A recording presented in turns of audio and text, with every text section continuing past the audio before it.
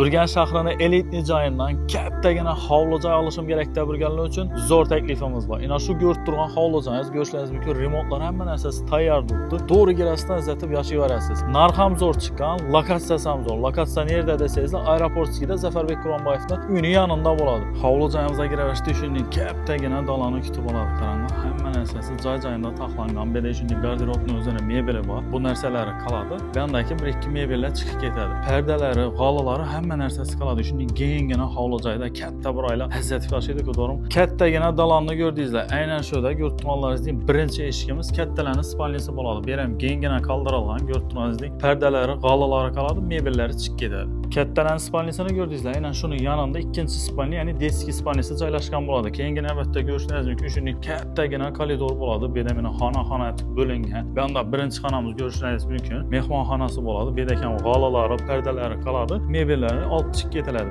Keyingi xonamizda masalan ko'rib turganingizdek shunday spalnisi bo'ladi. Bu yerda mana mebellar turibdi. Mebellar olib ketiladi, lekin bu yerda pardasi, g'olalari hammasi joy-joyida qoladi. Ana endi navbat esa ayollarimiz azzatib ham mehrini berib ishlaydigan oshxonasi bo'ladi. Oshxonada ko'rib turganingizdek stol kursi qo'yadigan joylari bor. Bu yerda mebellar ham tayyor turibdi. Mebellari qoladi, ko'rib turganingizdek. Bu ham kattagina, kengina etib taxlangan. Plus shuni yonida sanuzel bo'ladi.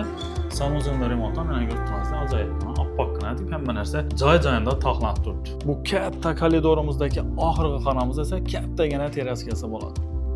Ana endi eng qiziqli joyga keldik. Bog' tarafini qaranglar, kengina, hamma mramordan chiqqan, naveslar ham taxlangan, topchanni kurasidan hazzatib oilaviy o'tiraverasiz. Bu yerda xohlasangiz letni kuxnya ham taxlab berasiz. Plus qaranglar, bu yerda sanuzel tushgan bo'ladi. Giraverishda shunday rakovinalari, bu yerda ko'rib turganingiz hamma narsasi joy-joyida turibdi. Bu yerda vannasi bo'ladi, unitazlar ham ustanovka qilingan bo'ladi. Bu birinchi xona bog' tarafdagi bo'ladi. Keyin ko'rishlaringiz mumkin, bu yerda zelen zona uchun otizlari qoldirgan daraxtlar ekilgan. Bu yerda ham bir eshik qoldirilgan, kirib chiqish uchun pojarniy endi mana qaranglar, letni tualeti bor bu yerda. Keyin qaranglar, bu yerda yana shunday bir xona tushgan bo'ladi. Televizorlarni ustanovka etib, bu yerdan foydalanib o'tiribdilar. Xohlasangiz o'zingiz bir dam oladigan zona qilib taxlab qo'ysangiz ham bo'laveradi. Ko'rib turganlaringizdek bir sanuzel, bu yerda ikkinchi tualet bo'ladi, bu yerda dam olish xonasi bo'ladi.